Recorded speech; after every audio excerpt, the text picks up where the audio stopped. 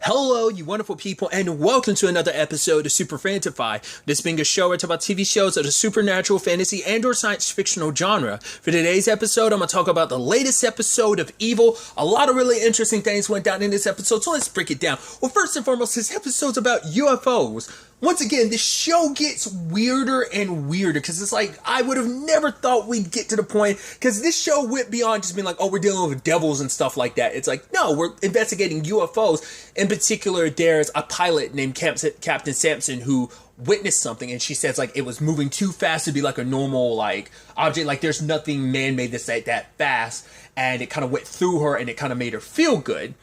And so the reason why the church is investigating, because apparently they look into this type of stuff, which I thought was so fascinating, because they even UFO stuff, it's like they do, because it's like there's nothing basically in the Bible that discounts other life being out there, because if God deemed it to be like, oh, he wants there to be other life out there, then there'll be other life out there. So I was like, oh, that's so interesting, because I guess in my head I never would have thought that, like, that aliens and religion could kind of coexist in certain regards. I never thought of it. But to be fair, it's kind of like, I think I've talked about this before, like science and religion. For some people, it's either or. There are a few people who can balance. Like, they have their faith, and then they have, like, science. Like, science could get you so far, but, like, faith is kind of its own thing as well. But, like, they can coexist and feed off of each other in a sense of, like, my faith and my beliefs are this thing, but, like, there are, like, that science itself is just a byproduct of God. So, like, that there is a rationalization and an explanation for why they can both coexist. Like I said, just a lot of times they butt head to head, religion and science. But for some people, they can coexist. One explains the other type of situation. So I just think that's fascinating. And it just ended up correlating into this. Because Ben ended up meeting with someone that he was like, oh, he was expecting some older dude at this college, but it ended up being this girl. She's like, oh, I expect you to be older. And so, like, she was like, yeah, like, I witnessed the same thing, felt it go through me. Yeah, like, all my, like, worries and stuff, like, went away. She's like, it felt good. But to be fair, I'd smoked a lot of weed, so there's a good chance I might have been, like, baked out of my mind at the time. So she said, like, I had to at least, like, convey that. So now with that being presented, though, it's still questioning, like, well, what's the validity to that? And then, like, the church gets super invested in it to the point, like, a whole bunch of other people start popping up. Because initially the government, it's like, nah, it can't be that. Because, like, no, like, the Air Force or whatever that Captain Sampson is working with, like, discounted, because they're like, yeah, like, they explain it as, like, right, there's civilians who are making devices that are super fast, so that's most likely what she saw. Like, it's not that we believe in aliens, but we believe that, like, there are civilians on a regular basis building something out of their own garages that are, like, could have been what she saw, so they chalk it up to, like, her not seeing anything. Because the way Kristen looked into it, she's like, all the people, all the other previous people that talked about this were women, and they were just kind of associated to just be, like, crazy or whatever. But I forgot what it was. Oh yeah, because they were saying, like, Cargo had released, like, that moving company had released, like, a satellite, and Ben had looked into it, but Kristen was like, no, I have a neighbor which we know, like, that's one of her daughter's best friends. Dad works at Cargo, because that whole with the Z is for Zombie episode. But it's like, right, they never put up a satellite, so that's BS. So, but like I said, like, a whole bunch of people from, like, connected to, like, the church and stuff like that showed up and are questioning, because they'd actually talked to two other pilots. One was very dismissive of, like, it was dismissive of being like, yeah, it was nothing. None of us saw anything. But Ben was like, yeah, I think the guy that was super quiet actually saw a lot more, because he was the one not doing much of the talking. The other dude was. It was almost like a, make sure you're keeping your damn mouth shut. But they see the video of the object, and so because of that video being shown, it's like, right, now we gotta, like, church is really getting involved, and they end up getting Sampson kind of describing, like, did you get a tingle through your feet, through your fingers? Was there a distinct smell? And she smells a certain smell, she's like, that's what I smell, and everyone's like, oh, and it's like, what is going on? Because even David's like, I've never seen anything like this before. This is crazy. So obviously it turns out that the church wants to, like, if the church believes in what exists, so if it turns out aliens exist, then they start thinking, like, well, what does that mean in connection to the original sin? Like, does the original sin apply to them? Like, are they even aware of it? Then are we, like, messengers? Are we meant to kind of basically go out there in the world and basically spread the word of God, like we did to the natives of this land? And obviously Kristen adds a comment of, Yeah, like we know how well that was. But then like home dude snapped back being like, oh well, give back everything that you've owned, everything that you've ever eaten that's kind of all been perpetrated by that initial run-in. Like, yes, some terrible, terrible stuff happened, but like give back all, like it's not, basically he was almost making it seem like, oh, it's not so easy to sign all that stuff back over, considering it's easy to kind of talk from your high horse when you're benefiting from the aftermath of like long generations past, the aftermath, the benefits you are obtaining and retaining because of said like event. Like, I just thought it was so fascinating. He kind of went after her like that a little bit. I was like, that's interesting. So, but later on, Kristen's confronted by a government agent being like, yo, I work, basically like it's a Russian thing. Like, we don't want the Russians to know that we found out about this, which immediately Ben and David were just kind of like, oh, really? That's all it was? Oh, that's kind of a shame. But then what is essentially was he saying, like Secret Service? I forgot what it was David said, but basically it was like the church's equivalency to like a spy organization like the CIA and the MI6. And he was like, basically his job with that, he's like, because David's like, I heard you called the entity. He's like, yeah, I've heard people say that name before. I've never called it that. But essentially he's like, I'm able to connect certain dots that other countries aren't, because I have the manpower that only one country has, and this allows other, but I'm allowed to cross-reference with other, like, agencies rather than just one. I'm able to cross-connect, like, what everyone knows. So it's like, because he's like, yo, this particular agent, yeah, I know who he is. I know he's 49 years old. I know he only goes to church this time and this time. I know that his wife is, like, Jewish, that he's pescatarian or something like that. It's like, man, you kind of know all there is to know about him. So it's like, that's super fascinating to know that. I mean, it makes sense because the church has its own, like, I think the Vatican does have its own, like, police force and stuff. So, like, them having essentially their own, like, equivalency to, like, the CIA and stuff like that shouldn't be too much of a shock either. And it's like, right, we want you guys to have a trip to the Rome and stuff like that. Ben's like, all paid expenses. And the dude's like, like, he does such a fake, weird laugh. I'm like, what? And then, it's like, right, he has them all sign, like, these confidentiality things, but then it's like RSM fertility is like, you wanted me to see that. He's like, I have no idea what you're talking about, David. I'm like, we're not really looking into it, and maybe you shouldn't either. Like, he kind of brings that up later on.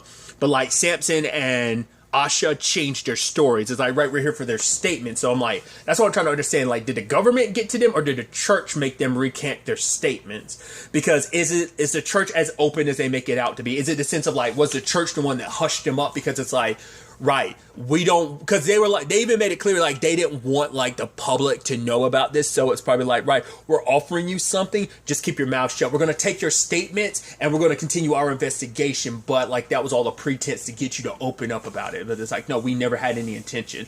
Or was it just like the U.S. government shutting them up? A combination of the two. But it's like Samson is able to fly again, and that's all she wants. And Asha was able to get in an MIT, so it's like, yo, like, I'm not going to pass up this opportunity. I'm kind of getting everything I would want. So that's immediately been shut down. And like I said, that guy was telling David, like, we're not going to look into RSM fertility, and neither should you. But the fact is, he made David see that, made him go, like, is he trying to, like, it's like, you made me see that on purpose. Like, you want that in my mind. You want me to investigate on my own. You want me to look into it. Like, it kind of started with me, and now you want me to kind of finish it to a certain extent, because he's been waiting over and over and over again for, like, the church's permission to do it. So, but they kind of haven't, like, signed off on it. So there's just a lot, like, piled on in this episode. David's meditation, get interrupted by Leland, who's like, oh, I had a vision. And I didn't even need David to pull out his drawing. The moment, like, Leland drew it, I was like, wait, isn't that supposed to be the Archangel Michael that we saw, like, was it episode 2, A is for Angel? And I'm like, wait, huh? And even David's kind of shocked by it, because he assumed, like, Leland come there, it's like, you're just trying to mess with me. You just want me to ask you what's wrong. But it turns out it was a ploy, because who I thought was the devil, like the goat dude, I thought he was the devil. But it's like, no, I guess he's just like a higher ranking demon, because he's talking about, right, responding to, like, management. Because he's just, I'm still unsure what the hell that's all about. Because it's interesting, because he's presented himself twice to Kristen, and yet I guess he's not the top dog. Like I said, I was under the assumption that was the devil himself. I guess not. I guess he's just another demon, another devil. But he's actually, like, once again, I think it's so interesting because he's in a therapy session with Leland. He's actually the therapist, which I find funny, interesting timing because I'm watching Lucifer, the final season of Lucifer, and obviously a big thing in Lucifer is him actually in therapy. So just correlation is just interesting. But he's actually kind of questioning Leland, like, right, you're playing this role of like, oh, like needing an exorcism and stuff like that, but on some level, do you want an exorcism? He's like, what the hell are you even talking about? He's like, oh, next time you drop by Leland for your next session, make sure you bring a dream journal and stuff like that. I'm like, this is so wild. And basically it's like he needs human blood, because I guess it's like, right, Leland, you haven't been on top of things. You haven't been as evil as you kind of were before. Like you're kind of like, it's like really like maybe this whole like playing the role of someone needing guidance and stuff like that from the church is actually starting to wear down and have an effect on you. And so he tries to go to Cheryl for blood, but she's like, no. Then finally it's like, fine, I'll think about it. But then like her whole Eddie doll thing, it's like she was looking at that like maybe because she's made some changes in her life, maybe like for her it's like, right, Eddie wants me to kind of like not be so quick to shut stuff down. He wants me to be a little bit more open. But Leland handles the blood situation in his own right, because he's like, oh, I don't, he's like, no more dreams and nightmares. Like, oh, praise the Lord and stuff like that. Do you want to be saved or whatever? And I'm like, oh, this is so weird. It's like, no, I got the blood. And I was like, oh, where did he's like, from you, and kills the dude. I'm like, but is he human? And he's like, who's management going to listen to now? And he puts the blood on his mouth, very like Joker-like. I'm like, what is this? He killed a goat dude, and then he cooks him later. I'm like, he's having like goat curry, and he invited Cheryl over. I'm like, once again, this show, dude.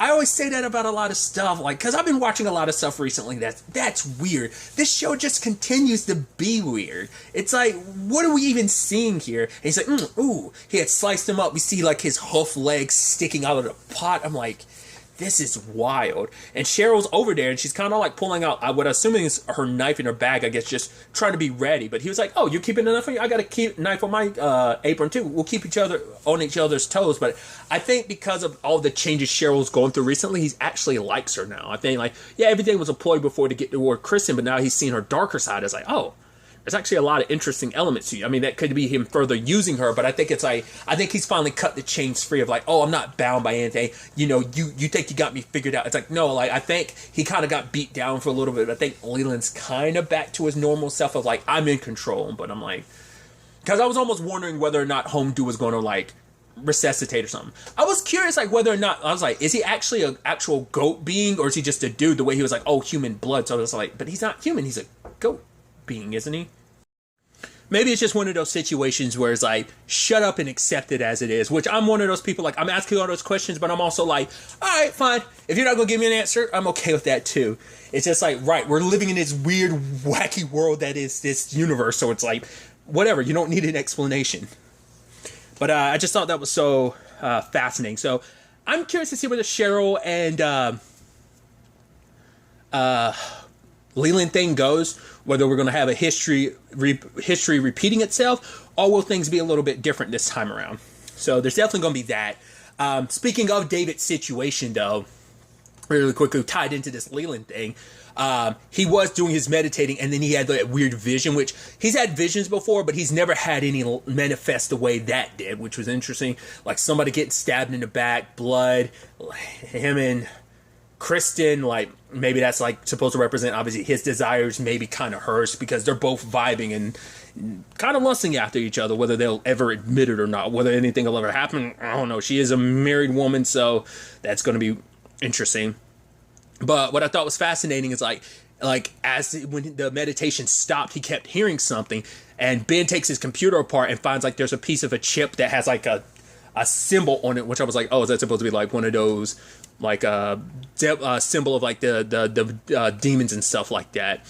And so it's like, right, Leland must have hacked his back. So he's got Ben's got David doing like a routine of stuff because they want to keep it that way. Leland thinks, oh, like he's got it off, because even David was kind of unsure whether or not like they're catching Leland off guard, because it's like because Leland just happens to fall asleep, like with his computer laptop on top of him, stuff like that. I mean, it's possible, but still, like, not likely. So it's like, right, he must know that we're watching. I've kind of felt for a while he's known, just because of that first time of him smiling and the screen kind of like freaking out, like earlier in the season, but, you know, nothing else really came about it. So Ben, I guess, didn't think much of it at the time, but when Ben's getting David to do all this stuff so that it could work for a loop, he can use to kind of get Leland thinking, oh, David's doing something, like I'm watching him. But like, David does bring up the question, what if Leland like has his computer looped as well? Which even Ben's kind of got that look on his face, like it's a possibility. So that's something to kind of be considered. Like, you know, he might be that much further ahead of you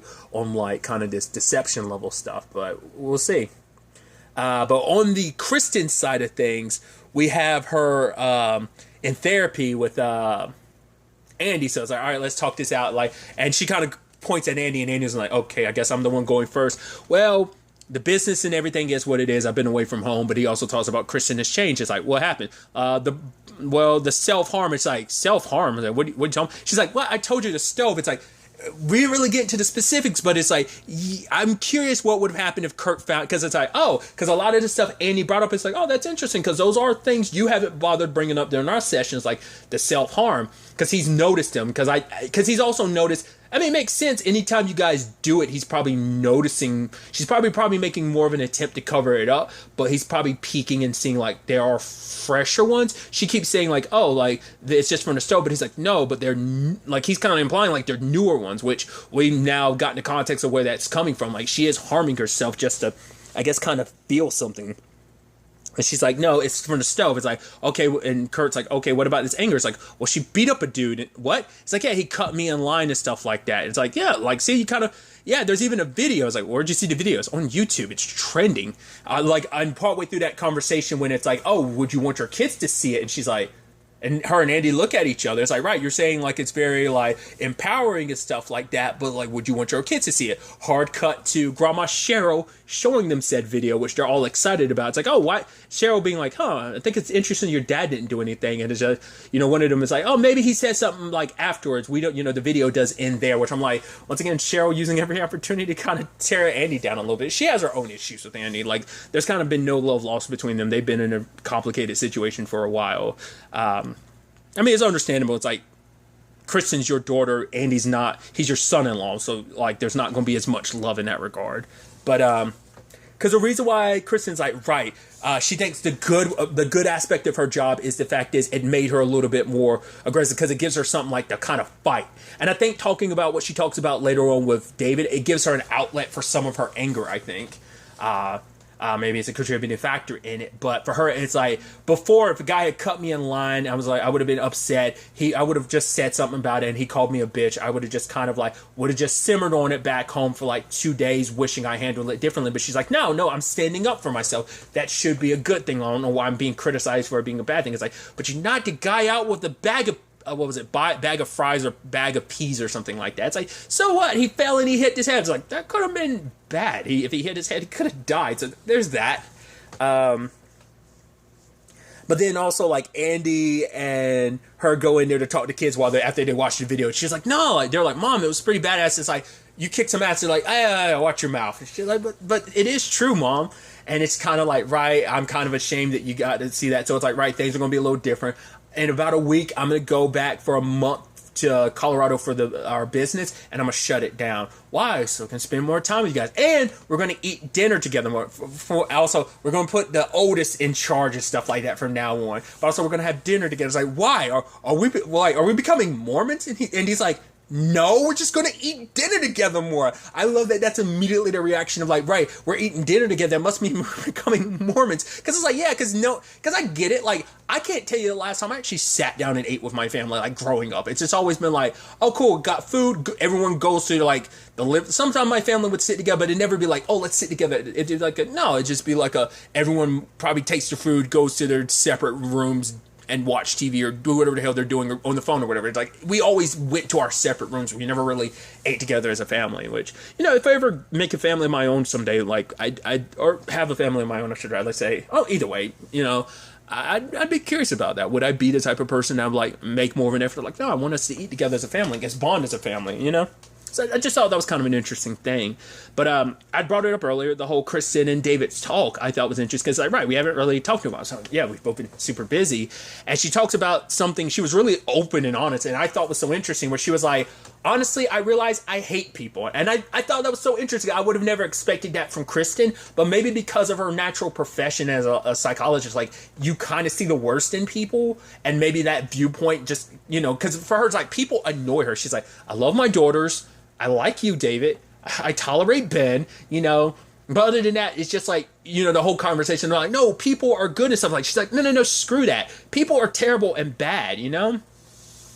And even like segues into, why'd you want to become a priest? And he's like, wow, that's such a segue. And it's like, for him, he's always had two lanes in life. His mom's life, which was all about prayer and stuff like that. His dad was about kind of living life up, kind of being the artist and stuff. And he leaned more towards his dad's sort of life until 5 years ago, and until Julia. And then for him, it was like, then he started leaning more towards his mom's life, because it's like, the way he described it was like a manual that tells you how to put the bike together. But once the bike is together, like, the manual can't tell you like what the bike is. So it's like, for him, it's like, science can only take you so far in life because it can explain like faith and stuff like that. So essentially for him, it was like, you can't, like, having science in your life is fine and dandy, but it won't be able to answer some of those questions that faith necessarily can. And so for him, those are some of the reasons why he wants to become a priest. I just thought it was such a fascinating conversation in that regard. And ultimately, because the interesting thing for him is like, specifically Americans, he's like, we have this whole angle about, we try to personify purity, which he's like, which is total BS, because he was like, humans are bad. They can do terrible things. It's not like I'm gonna shy away from that. It's like, no, people can be evil. But the fact is that America in particular wants to present this like emphasis on purity, which I'm like, it seems like you can definitely understand where that is, because like it's the weird thing, because it's the thing that people will constantly throw out about America. You know, if for anyone that's listening to this that's from outside of the States, or, you know, maybe someone who's international will have the different perspective. All I really know is the American perspective I've grown up in for the past 29 years. But it is the thing of, America's kind of like, fine with violence, but super not okay with nudity in certain regards. Like, that's kind of like taboo. Like, sex is kind of not taboo, but it's not the open subject that it probably would be in like certain places like Europe. Europe's a lot more free flowing with that stuff than I think the US is. The US can be a little rigid about those conversations and stuff. Because I've, like, sex education, I've had one class in my entire life about sex education. It was part of my physical education class, which was only my first semester of my freshman year of high school. Other than that, there's like, other than maybe some biology stuff here and there, like, there's never been like a dedicated conversation about sex, like, you know, at home, or even like, you know, it's like stuff I had to like research on my own and like look into stuff that I was curious about the female body and stuff like that, or my own body as a male, like stuff like that. So that's where I took that as, you know, maybe that could just be me projecting in my own regards of my, but I correlated, like, it's not a one-for-one for what the point he was trying to make, but I feel like the points I'm making can fit within that same narrative of what he was trying to get across. So I thought it was interesting, but he's also, it's like, America has a hard time saying sorry, just because it's like, sorry makes it seem weak. And to him, like, that's what also, like, why he's all about it, because forgiveness, that's kind of such an important thing that, like, that this type of line of work made him, like, you know, realize. And so ultimately, he's telling Kristen, like, I don't know everything that's kind of going on, but, you know, maybe she's like, she's saying I should say sorry for what? It's like, I don't know. He's like, maybe I haven't really helped you out, you know? And then she says, like, don't become a priest. And he's like, why? She's like, I'd miss you. He's like, I'd still be here. But it's so interesting she's saying that, because that's what Leland wanted you to do to convince him not to become a priest anyway. So you're kind of flowing into that a little bit. So whether it's unintentionally or intentionally she's doing that, I'm not 100% clear on that. But she did apologize to Andy for, like, right, I'm sorry I have changed so much. So we'll see where things kind of go in that regard. But at the end of it all, David, Kristen, as well as Ben have decided that they are going to investigate RSM and, you know, finally take some action against them. So we'll ultimately have to wait and see where all of this takes us. When this season is over, I'm going to go back and rewatch all the previews because I've avoided the previews like crazy because I want to go into every episode not knowing what's happening next until like I see the title of like this episode being like U is for UFO. I'm like, wait, what UFO? What? You know, so like stuff like that. So I want those to be surprises. I don't want to go into the next episode knowing anything. Because I also want to go back and rewatch a lot of the intros. Because I haven't talked about them. Like the pop-up book. Like probably my favorite one was S is for Silence. Because it's like super quiet. And then you have like the demon face like screaming at the end. But I also really like this one. Like the whole like, oh, like that makeshift thing. The light from the phone at the making like the ceiling a sky, and you see like a comet or some object kind of swoop by like it was like a falling star or a comet or something. So I have to look, like once the season is over, I'll go back and look through a lot of those and just see, because I'd love to hear some of those George's voiceovers. Like I've just kind of been skipping them because like I said, I don't want to know what happens next. That's why. But yeah. But I've rambled enough. Like I said, I'm excited to see where the next episode takes us with this. This was episode 9. Yes. So there's only 4 episodes left because there's 13, I believe, in this season. So I'm excited to see what happens next. But really, that's all I'm going to talk about. Until the next time we meet, be happy, be safe, live life to the fullest, and enjoy it. Good day and goodbye.